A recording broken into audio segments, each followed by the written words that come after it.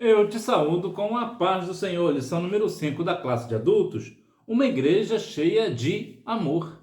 Amor é a raiz do Evangelho. Então nós precisamos ser e continuar sendo uma igreja cheia de amor. Mas o que é amor em definição? Na lição de hoje eu vou falar para você o que é e também te darei as respostas do revisando o conteúdo e algumas referências para uma melhor compreensão da aula de hoje. Texto áudio. E eram o coração e a alma da multidão dos que criam. E ninguém dizia que coisa alguma do que possuía era sua própria, mas todas as coisas lhe eram comuns. Atos capítulo 4, versículo 32. Verdade prática: o amor é o elo que mantém a unidade da igreja local. Sem o amor não existe relacionamento cristão saudável. Na verdade, sem amor não existe nenhum tipo de relacionamento. Pelo menos não afetivos, né? Eu vou aqui talvez excetuar o do chefe, né? Você talvez não ame seu chefe, mas você precisa trabalhar. Mas as questões interpessoais, como por exemplo, você só tem amizade com uma pessoa porque você ama essa pessoa. Existe amor nessa amizade. E amor mesmo de amizade, é um amor fraternal que chama, né? Amor fraterno. Então, amor de irmão, né? Quer dizer, na amizade precisa de amor, no relacionamento, no romance propriamente dito, né? No noivado, namoro, casamento, precisa também. Na questão cristã também precisa. Então o amor ele é a chave. O amor é o elo que na verdade traz para nós essa questão. É um elo que nos traz que de fato a grande essência do evangelho é o amor. Nós precisamos fazer tudo em amor. Mas o que é amor? Bom, primeira definição de amor que nós temos é Deus. Deus é amor. Amor é Deus. Não há nenhum amor maior do que o amor de Deus. Portanto, isto é a definição prática de amor. Se alguém te perguntar na rua, o que é amor para você? Amor é Deus. Por quê? Porque Deus é a essência do amor. Nada é mais amoroso do que o Senhor. Então Deus é amor, isso aí é a essência. Mas nós também podemos trazer o amor como uma questão de caridade. Quando você faz algo de bom para alguém, uma bondade para alguém, uma caridade, você assiste uma pessoa necessitada sem querer nenhuma recompensa por isso, não olhando para os holofotes, nem nada disso, você só quer realmente ajudar. Isso é amor, isso é a essência do amor. Introdução. Somente através do amor de Deus o cristão aprende a ser solidário e generoso com aqueles que precisam ter suas necessidades supridas. É muito interessante este ponto, porque Jesus nos disse lá em João 13:35, que na verdade as pessoas conhecerão a nós quando nós fizermos o quê? Amarmos uns aos outros. Quando nós estamos na igreja, eu não demonstro nenhum amor a você, o que isso significa? Significa que eu não sou da parte de Deus. Por que não? Porque Deus é amor. Então, assim como Deus amou o mundo, Jesus amou a igreja, nós também temos que nos amar uns aos outros. É verdade também que, apesar do amor que nós devemos ter um pelo outro, é claro que existe a questão da afinidade. Talvez você não tenha muita afinidade comigo por alguma razão específica. Da mesma forma, eu também posso não ter alguma afinidade com você, ou talvez até nenhuma. Inclusive, existe até questões bíblicas sobre isso. Né? Paulo e Silas, por exemplo, que houve ali uma discussão. Paulo também acho que teve algumas. Então, há uma questão aqui, não é de falta de amor, é falta de afinidade. Por exemplo, uma pessoa, eu posso amar você, mas eu, apesar de amar você, eu não tenho muita afinidade com você. Por quê? Porque talvez por uma razão ou outra eu até tenha amor, mas eu não tenho muita afinidade, eu não tenho muita intimidade, eu não tenho muita amizade com você. Mas eu não tenho nada contra, você é uma pessoa do bem, eu sei que você é uma pessoa salva, mas eu não me aproximo muito. Então, há essa definição que nós devemos também separar. Agora, quando eu não amo você e muito menos tenho afinidade com você, então alguma coisa errada comigo não está certa.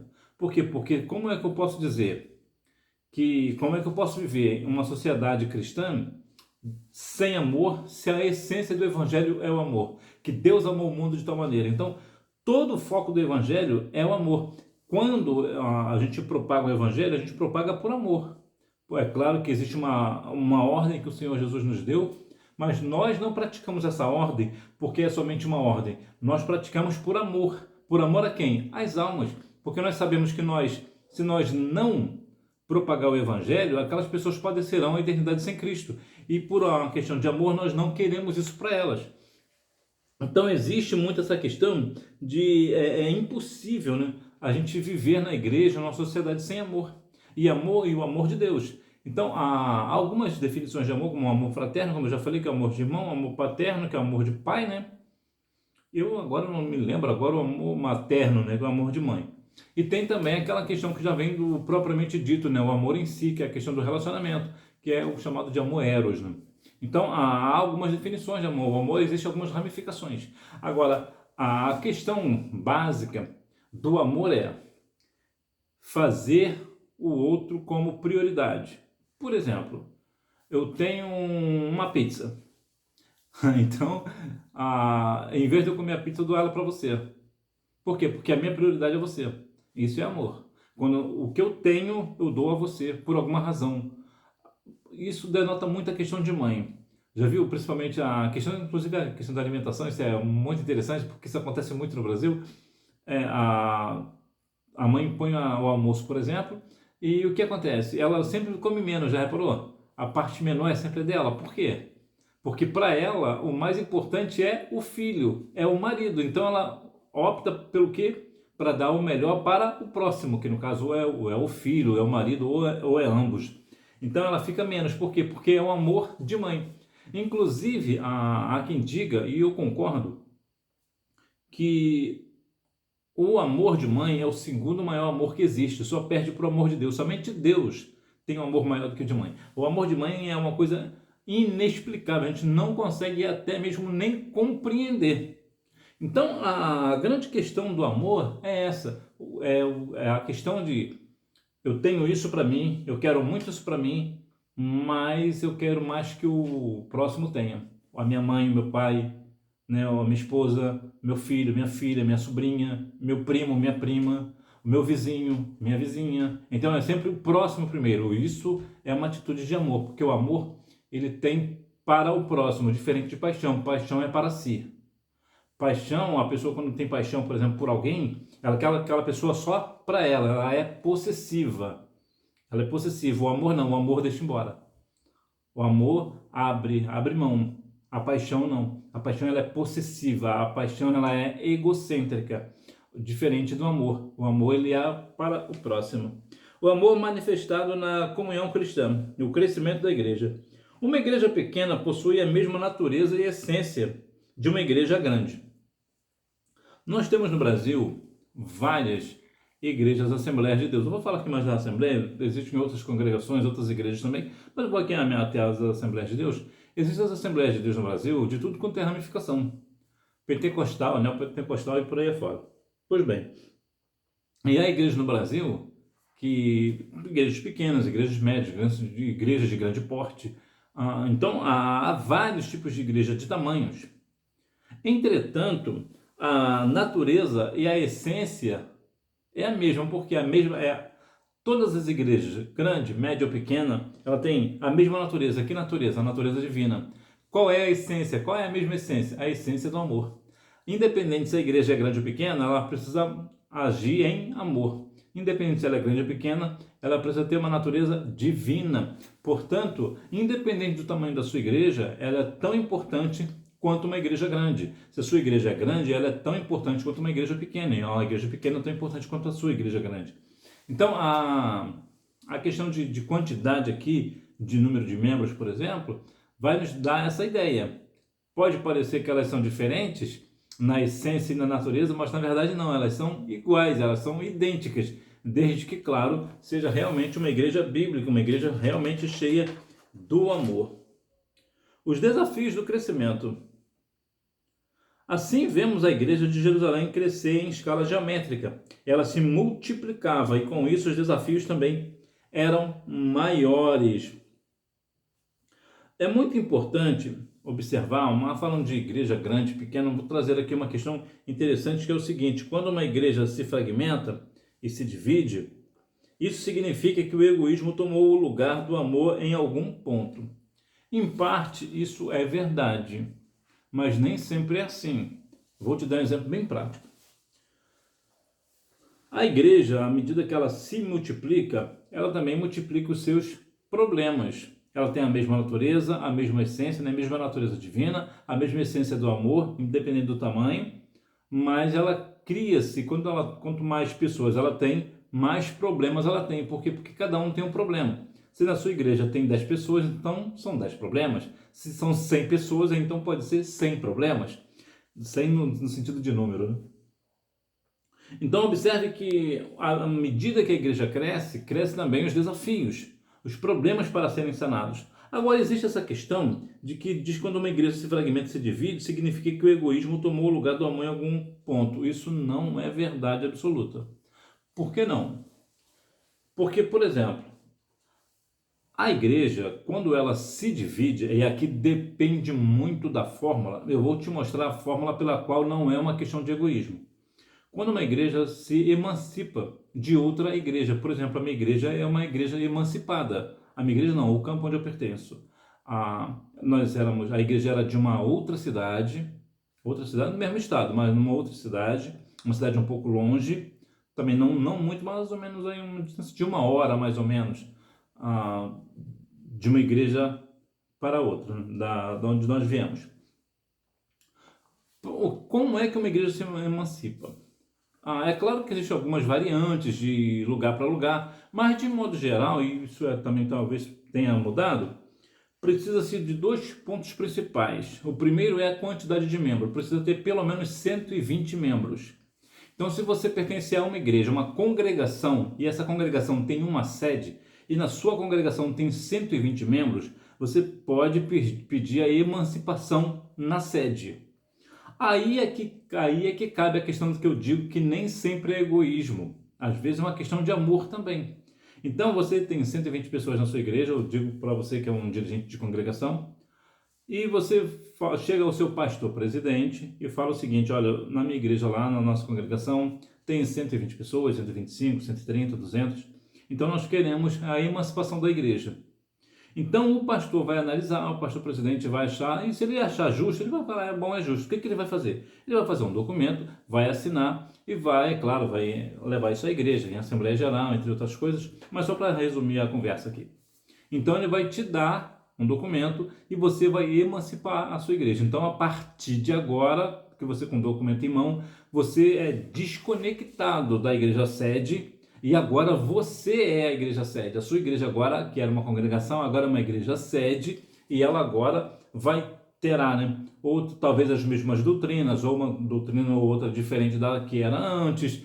E então ela pode crescer mais ou pode diminuir, ou ficar a mesma coisa. Então tudo depende muito das dinâmicas. Então o que eu quero dizer é que a igreja, à medida que ela cresce, no caso da sua igreja, que antigamente, vamos imaginar que a sua igreja tinha 25 membros, ela pertencia a uma sede. Agora que ela já tem mais de 120 membros, vocês acharam melhor, numa assembleia de vocês, numa reunião de vocês, num curso de doutrina, se desmembrar da sede. Então isso não é egoísmo e nem falta de amor, muito pelo contrário. Isso, na verdade, é uma questão que agora vocês querem andar com as suas próprias pernas, né, vamos assim dizer, e querem fazer com que a igreja cresça ainda mais. Agora, de modo geral, também tem aquela questão de que muitas pessoas fazendo disso fazem com outro motivo, né? Com uma outra motivação. Não fazem isso, né? Não se desmembra da sede para crescer na graça e no conhecimento, fazer com que o reino cresça. Às vezes fazem isso por uma questão financeira para benefício próprio. Aí sim é egoísmo e falta de amor. Aí não tenha dúvida. Então o que eu quero dizer é, à medida que a igreja cresce, os problemas também serão maiores. Da mesma forma que as soluções também serão maiores.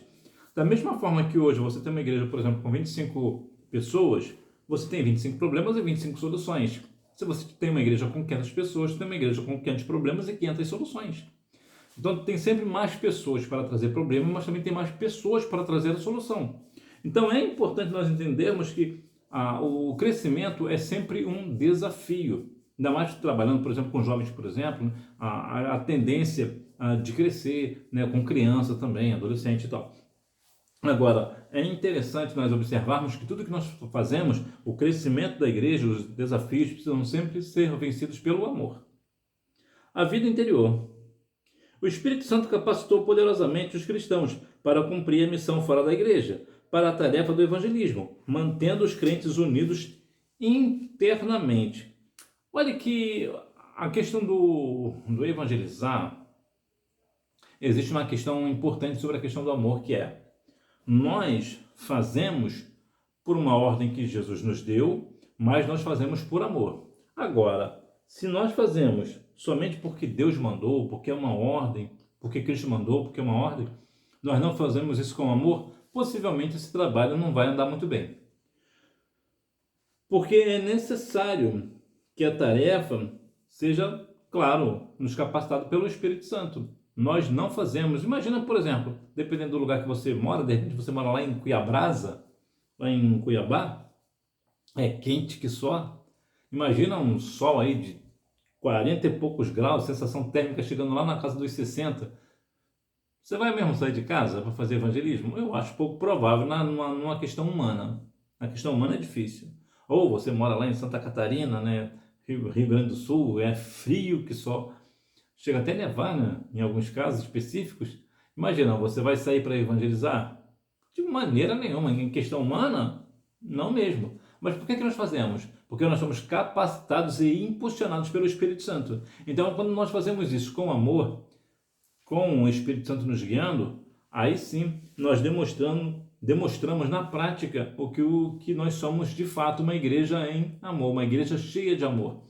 Porque o amor, ele é mais atitude do que uma outra coisa. Muitas pessoas, por exemplo, dizem eu te amo, por exemplo, mas na verdade as atitudes só o sangue do cordeiro. Então há uma necessidade do amor ser na prática, na atitude, não somente na palavra. Mas nesse caso do evangelismo, claro que nós vamos falar do amor, vamos pregar o amor, vamos viver o amor e certamente ganharemos mais pessoas para o reino dos céus. Sinopse: a união e o amor entre os cristãos, impulsionados pelo Espírito Santo, fortalecem a igreja e sua missão. E claro, a igreja vai ser sempre fortalecida quando é uma igreja evangelizadora.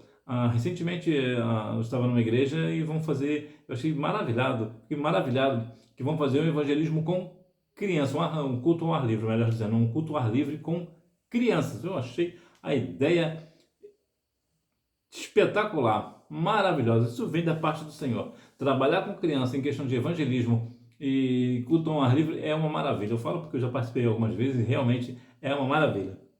O amor como manifestação da graça. A graça como manifestação do Espírito. O contexto nos mostra que o Espírito opera em um ambiente que lhe é propício, isto é, onde a igreja está banhada no amor cristão. Bom, é bem verdade que lá em 1 Coríntios capítulo 13, versículo 1, nos diz que se eu não tiver amor, de que vai valer, não? Então nós precisamos ter amor. Amor pelas almas, amor como manifestação da graça. Muitas vezes estamos na igreja até falando muito em amor, mas na verdade só misericórdia. Nós falamos, mas nós não praticamos. Então é importante sair da teoria para entrar para a prática. Então, é claro que as regras são importantes, mas na verdade não podemos nem viver sem elas, mas há algumas questões pelas quais o Espírito Santo nos molda de uma forma completamente diferente. Quando eu falo nesse sentido, eu quero dizer que o Espírito ele age em comunhão com o cristão. Não adianta eu estar querendo fazer uma obra com você e eu não estar de bem com você no bom sentido da palavra, né? Nós estamos assim, falta de afinidade, eu tenho uma diferença com você, então o trabalho não vai render. Por que não? Porque falta amor em mim. Às vezes você tem até amor para comigo, mas eu não tenho para contigo. Então, a graça, como é que vai ser manifestada assim? Não vai ser manifestada. A graça ela é manifestada no Espírito. Mas se eu não tenho amor para contigo, que Espírito que está habitando em mim? Não é o Espírito Santo. Não é o Espírito Santo. Então nós devemos viver o amor como uma manifestação da graça. Nós devemos continuar fazendo tudo em amor. A graça como um favor imerecido. Uma igreja dinâmica que demonstra amor para com seu próximo e na qual o Espírito Santo se manifesta de forma abundante é uma igreja que reflete a graça de Deus. Então a graça de Deus está nesse sentido de amor ao próximo. O que é graça? A graça é um favor imerecido. E qual é essa graça que nós temos? A graça da salvação, como nos diz lá em Efésios capítulo 2, versículos 8. Que isso não vem de nós, é dom de Deus. Não é pelas obras que eu serei salvo, eu sou salvo pela fé, vindo pela graça. Mais uma vez, graça é aquilo que eu não mereço, eu recebi um presente que eu não mereço. E qual é esse presente que eu recebi que eu não mereço? É a salvação. Então, a graça, como é um favor imerecido, há uma igreja dinâmica que tem habilidade nas coisas, né? Faz as coisas com leveza e com rapidez, com eficiência no Espírito, é uma igreja que vive uma forma abundante, é uma igreja que reflete de fato a graça de Deus.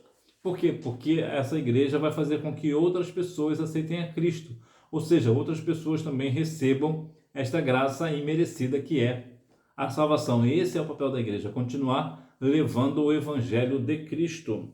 Sinopse: a graça de Deus se revela no amor cristão, capacitando os crentes a viverem equilibradamente entre a comunhão e a prática dos dons espirituais.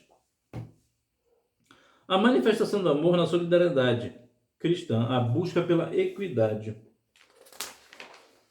Assim, diferentemente da igualdade, a equidade não enxerga as pessoas como sendo todas iguais e por isso busca formas de ajustar o desequilíbrio entre elas.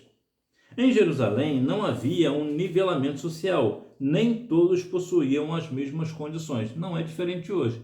As pessoas hoje têm condições diferentes. O que é equidade nesse sentido? Equidade é porque a igreja vinha com essa ideia de equilibrar. Como seria isso na prática? Supondo quando uma pessoa tem algo e a outra não tem, então esse que tem dá para aquele que não tem. Então ele traz aqui uma equidade, um equilíbrio. Aquele que não tem nada, agora tem. Aquele que tem muito, agora tem um pouquinho menos porque deu para o outro. Então trouxe ali um equilíbrio. E é bom a gente até deixar uma questão aqui bem clara, que muitas pessoas acabam demonstrando e até usando a palavra do Senhor como uma questão de socialismo. O socialismo ele não entra nesse sentido. O socialismo, em modo geral, ele é o seguinte, é dizer que todo mundo recebe a mesma coisa. Isso não tem fundamento. Sabe por que não tem? Porque imagine, eu fiz até essa dinâmica uma certa vez, uma jovem veio me questionar a respeito desse negócio. Porque todos nós devemos ser iguais na questão financeira. E ela era a única pessoa da classe que trabalhava no momento. Então o que eu fiz? Eu falei, então vamos fazer o seguinte, você traz o teu salário quando você receber, que eu vou dividir para a turma. Ela disse, aí não. Eu falei, como não? Você não quer igualdade para todo mundo? Então você trabalha e divide para aqueles que não trabalham. Então veja como é que tem situações que são diferentes. Quando nós falamos de socialismo, como dizia o saudoso Dr. Enéas Carneiro, o socialismo ele é muito bonito na teoria, mas na prática ele não funciona. Por exemplo, se houvesse socialismo, possivelmente nem internet o mundo teria. Talvez não teríamos nem televisão, nem rádio, nem nada. Por quê? Porque o capitalismo ele vem de capital, vem de dinheiro. Então a pessoa vê um problema e traz a solução para aquele problema. Qual é o problema financeiro? Qual é o problema de comunicação? As pessoas não têm telefone, então vamos criar um telefone. Aí criou-se um telefone, aí foi criando, foi melhorando até hoje. Tem telefone de tudo quanto é jeito hoje, né? No chamado celular. Então aí a medida vai crescendo. Por quê? Por causa do capitalismo. As empresas querem mais dinheiro, nós trabalhamos para ter dinheiro e isso faz com que a economia gire. Agora, se todo mundo ficar em casa pensando no socialismo, quem é que vai fazer dinheiro? Ninguém faz. E um outro ponto é, se uma pessoa trabalha e a outra não, aquele que trabalha muito vai começar a observar que aquele outro não trabalha nada ou quase nada e ganha o mesmo tanto que ele. O que vai fazer? Ele vai trabalhar menos também. Então é menos produção e como é que fica o negócio? Então a coisa fica desequilibrada. A ideia aqui, a equidade aqui, traz uma questão mais de equilíbrio. É aquele que tem, dentro das possibilidades dele, dá para outro. Por exemplo, talvez você seja uma pessoa que tem uma situação financeira muito confortável. Você trabalhou, você estudou, trabalhou e tal. Ou talvez tenha uma herança. Então a sua vida social, financeira é muito resolvida, é muito tranquila. Então isso te dá o direito, ou melhor, o direito não, você se sente a possibilidade, te dá a tranquilidade de você tirar um pouco do seu para dar para alguém. Isso é equidade.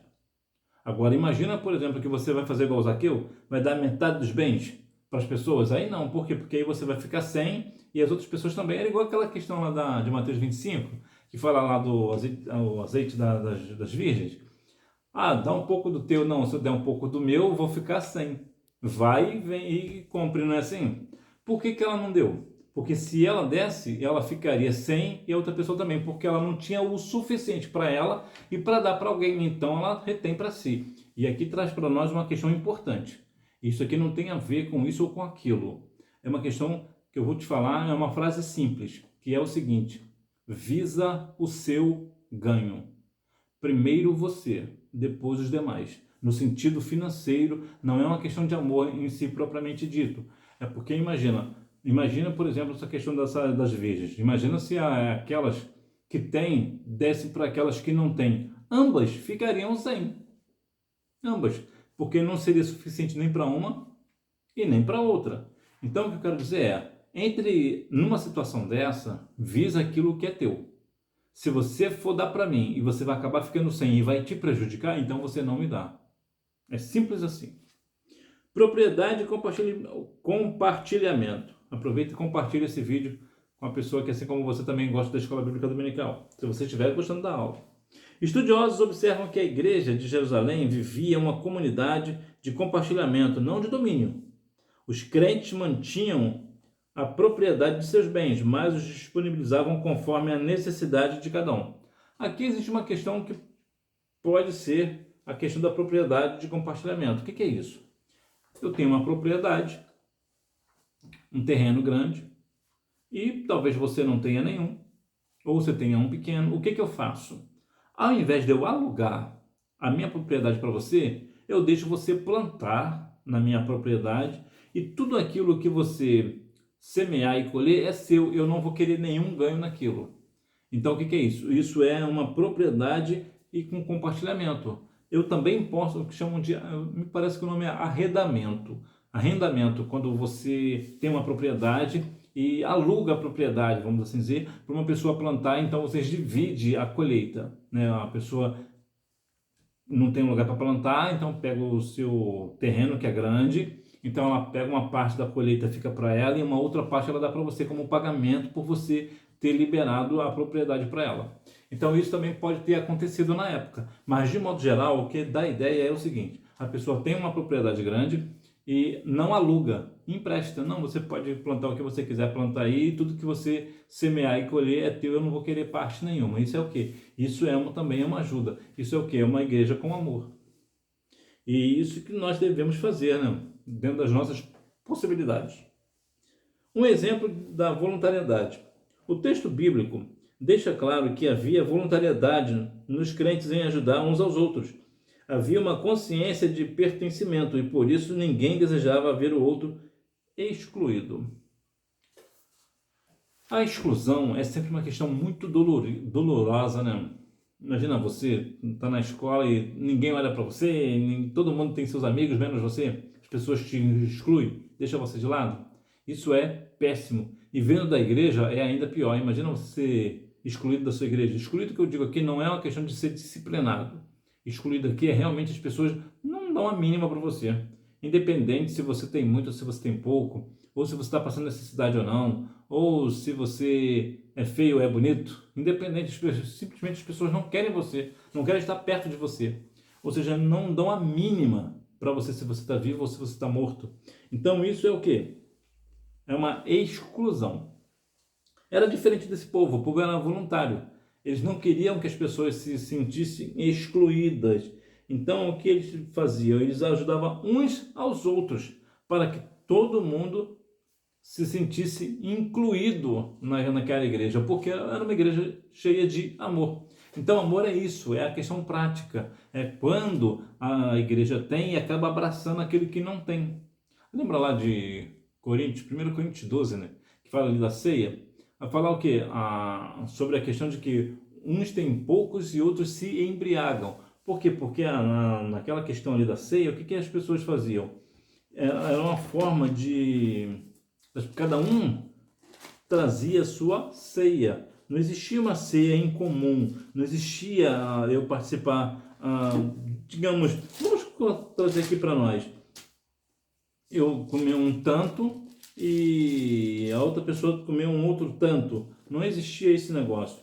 Né? 1 Coríntios capítulo 11, a partir do versículo 17. Vai falar ali da ceia. Eu tinha falado 12, né? 12 eu estava falando dos dons espirituais. A questão aqui é interessante, por quê? Porque cada um trazia a sua ceia, ou seja, não existia comunhão. E o que a igreja tem que ter? Comunhão, principalmente a comunhão do partir do pão.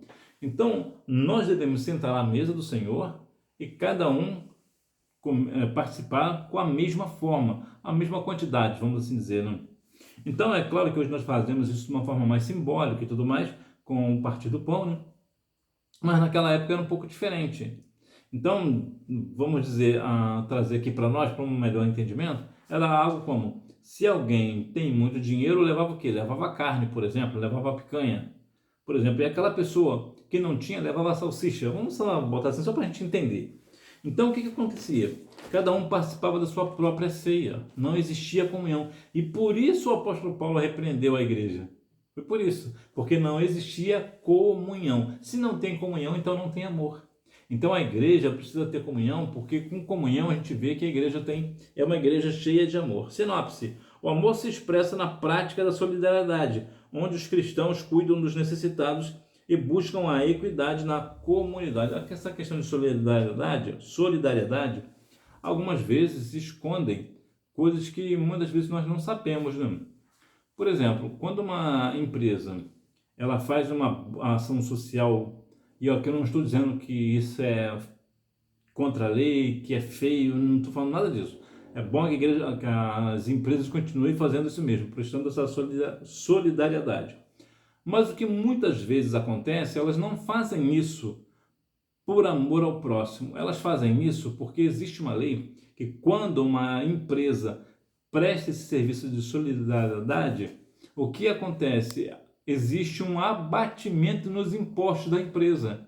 Então o que ela está fazendo ali é um negócio. Ela faz uma questão, né? Ela presta um serviço de solidariedade. Para quê? Para ter abatimento no imposto. Então, o imposto dela vai cair. Inclusive, eu acho isso muito justo. Porque, na verdade, o imposto em si, ele é injusto. Todo imposto é injusto. Todo imposto é injusto. É por isso que o nome é imposto, porque ele é imposto para você pagar, ele é obrigatório. Você não paga porque você quer, diferente de dízimos e ofertas. Os dízimos e ofertas não podem ser tidos como imposto porque eles são voluntários. Você dá oferta se você quiser, você dá dízimo se você quiser. Agora, se algum pastor obriga uma pessoa a dar dízimo, aí esse dízimo está entrando como imposto. Por quê? Porque ele está sendo obrigado a dar, e o dízimo não é obrigatório. Pelo menos eu creio que não. E eu não sou contra o dízimo, eu não prego contra o dízimo, eu sou a favor do dízimo. O que eu quero dizer é o seguinte: quando um pastor chega para uma pessoa cristã e diz o seguinte, olha, você tem que dar o dízimo, senão você vai para perdição eterna, isso não é verdade. Por que não é verdade? Porque como nos diz lá em Efésios 2, capítulo 6, 7, 8, a salvação é dom de Deus, não é por obras. Então, se eu sou salvo porque eu dou o dízimo, significa dizer que eu estou comprando a minha salvação. Eu estou pagando. É como se eu dissesse para o Senhor Jesus, olha, Senhor, foi muito bom você ter morrido na cruz do Calvário, mas eu estou pagando aqui, ó, o meu imposto, eu estou pagando aqui a minha salvação, eu estou te dando X porque eu sou salvo, não, eu quero continuar salvo, então eu estou pagando a minha salvação. A ideia do dízimo é essa, porque se nós falarmos que o dízimo ele faz parte da salvação, ou seja, eu compro a salvação, então o sacrifício de Cristo não é suficiente. Em resumo, o sacrifício de Jesus nos basta. Agora, eu acredito que a pessoa salva devolve o dízimo, não é que ele paga, ele devolve. Porque a pessoa salva sabe que o dízimo, na verdade, não é dele, é do Senhor. Então, ele devolve o dízimo para a casa do Senhor. Agora, o pastor que diz que ele tem que dar, a pessoa lá é obrigada a dar dízimo, então ele está fora da palavra. Pelo menos de acordo com o meu entendimento. Se você tiver um entendimento diferente do meu, por favor, deixe aí nos comentários e fale o porquê você pensa diferente e me dá um texto bíblico também. Então veja que a grande questão das empresas é que muitas empresas fazem campanhas, às vezes até a um nível nacional, para uma questão de quanto mais arrecadar fundos para uma campanha específica de solidariedade, a empresa paga menos imposto. E é claro que, dependendo da empresa, se for uma empresa muito grande, esse imposto que ela vai ser abatida vai acabar gerando um lucro, que ela vai deixar de pagar milhões em imposto. E, mais uma vez, o imposto, particularmente, eu acho completamente contra. Eu sou contra o imposto, muito contra o imposto. O imposto não é de Deus, esse negócio não é de Deus, não. Conclusão. Ninguém pode fechar os olhos diante da necessidade alheia e se auto-intitular de cristão. O verdadeiro amor se realiza no atendimento da necessidade do próximo. Então, o amor tem sempre isso, né? O amor é para o próximo. Nós devemos ter amor próprio? Sim. Nós devemos, inclusive hoje eu estava conversando com um pastor e falando com ele sobre isso, né? Que nós devemos ter amor próprio. E nós é todo mundo, até o cristão precisa ter amor próprio. O que é amor próprio nesse sentido? Por exemplo, se você tem uma enfermidade, você precisa ir ao médico para se tratar. O que é isso? Isso é amor próprio. Você está cuidando da sua saúde. E por que isso é importante? Pelo simples. Se você não cuida da sua saúde, como é que você vai cuidar da minha? Se você não consegue cuidar da sua. Então, por exemplo, se você é um pastor, como é que você vai cuidar das ovelhas da casa do Senhor se você não consegue cuidar nem de você?